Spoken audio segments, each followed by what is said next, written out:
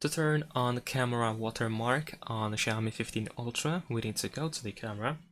Next, we need to go to the camera settings. So, for example, we can swipe down somewhere over here in the middle of the screen, and then we can go to settings.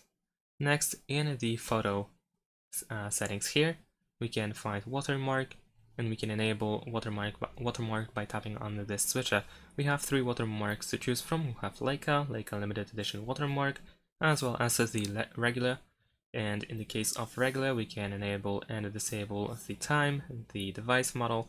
We can also use a custom text, there we go, which will be added below the device name.